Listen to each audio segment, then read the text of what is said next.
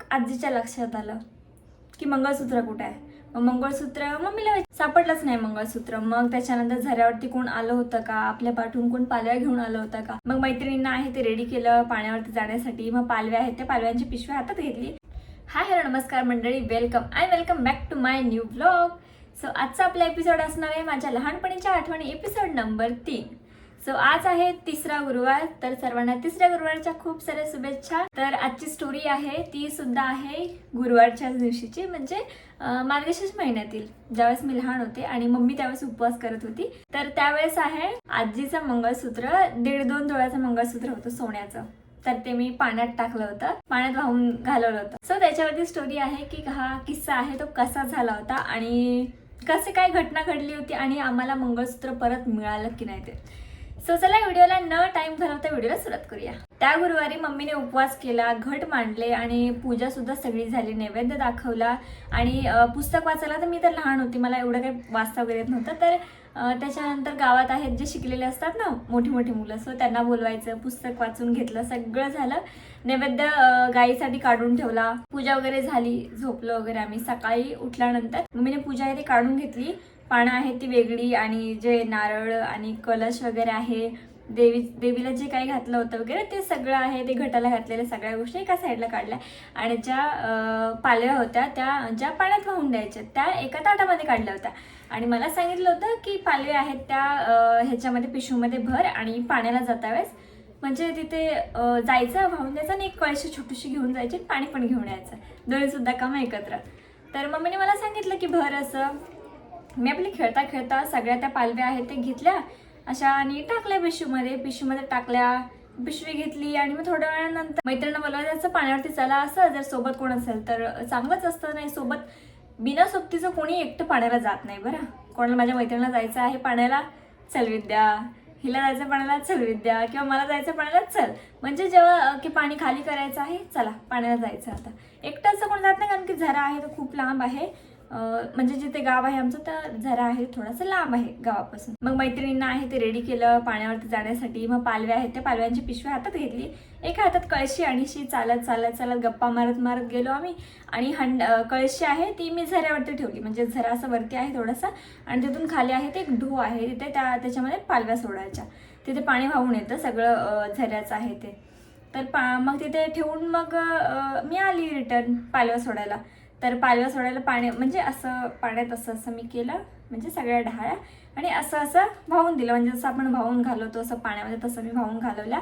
आणि त्याच्यानंतर रिटर्न गेली, पाणी वगैरे भरलं कळशी आणि मग मैत्रिणी आम्ही घरी गेलो. मग घरी गेल्यानंतर झालं वगैरे नाश्ता वगैरे सकाळचा, दुपारचं जेवण. त्याच्यानंतर मग आजीच्या लक्षात आलं की मंगळसूत्र कुठे आहे. मग मंगळसूत्र मम्मीला विचारलं की तू म्हणजे देवीला घालायला मंगळसूत्र आहे ते सोन्याचं दिलं होतं आजीने. तर मग मम्मी बोलते की मी तर ताटात ठेवलं होतं, मला वाटलं तुम्ही ताटातलं काढून घेतलं. मग ही लोक लागले शोधायला की त्या सामानामध्ये बघायला लागली, ताटामध्ये जे सामान ठेवलं होतं देवीचं त्याच्यामध्ये कशामध्ये आहे का वगैरे मंगळसूत्र, फळांमध्ये वगैरे. सगळीकडे बघितलं तर मंगळसूत्र काही भेटेनाच. तर नंतर मग मम्मीला आठवलं की पालव्या सोडल्यात, कदाचित पालव्यातून गेलं असेल मंगळसूत्र. तर मग मम्मी गेली धावत पाण्यावरती, तिकडे शोधायला गेली पाण्यामध्ये की म्हणजे भेटलं तर मंगळसूत्र त्याच्यामध्ये गेले का. तर तिथे पण नाही मिळालं, सापडलंच नाही मंगळसूत्र. मग त्याच्यानंतर झऱ्यावरती कोण आलं होतं का, आपल्या पाठवून कोण पालव्या घेऊन आलं होतं का. मग असं सगळं विचारपूस वगैरे झाली, गावामध्ये सांगितलं की कोणाला म्हणजे असं विचारत नाही कोणाला भेटलंय का वगैरे. असं जे माझ्या मागून गेले होते पाण्यावरती आणि पालव्या सोडायला, तर मग त्यांना वगैरे विचारलं. मग समजलं की त्यांना सापडलं होतं, ज्यांच्या घरी सापडलं होतं मंगळसूत्र त्यांना समजलं की ह्यांचं मंगळसूत्र आहे ते हरवलं आहे असं.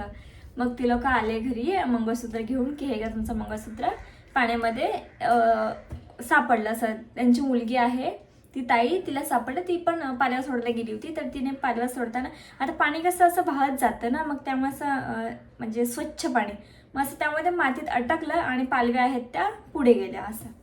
त्यामध्ये तिला सापडलं आणि मग त्यानंतर ती लोक आले घरी आणि मग मंगळसूत्र आहे ते दिलं की तुमचं आहे मंगळसूत्र वगैरे घ्या, कारण की त्यांना पण माहीत नव्हतं की आमचंच मंगळसूत्र आहे. मग त्याच दिवशी आहे ते दुपारी की संध्याकाळी वगैरे असं मंगळसूत्र आहे ते फायनली सापडलं.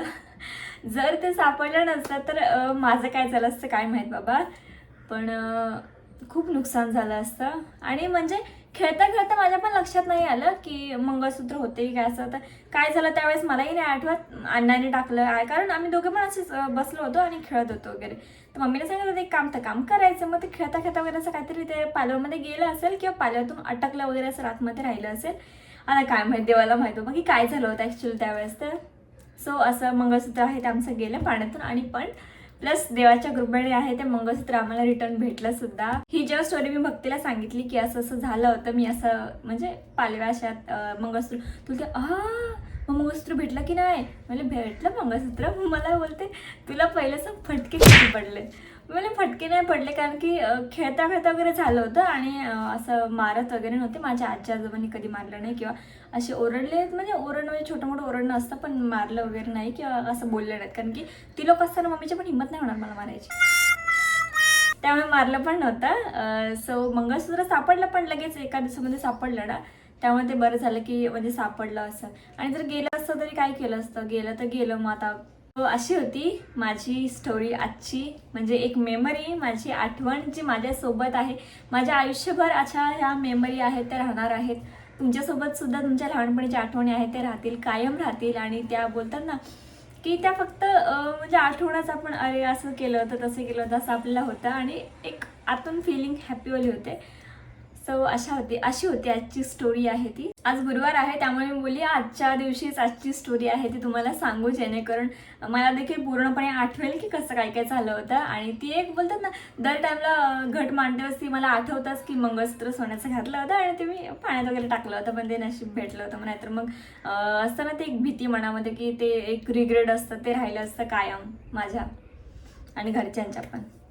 So thank you so much guys, पूर्ण व्हिडिओ बघितलीत आणि खूप सारा सपोर्ट करा, भरभरून प्रेम द्या, भरभरून कमेंटसुद्धा करा की कशा वाटतात स्टोरी आहे, ते आवडतात की बोरिंग होत आहेत ते सुद्धा कमेंट करून सांगा. आणि चला भेटू उद्याच्या ब्लॉगमध्ये नवीन एपिसोडसोबत, नवीन स्टोरीसोबत. Bye bye.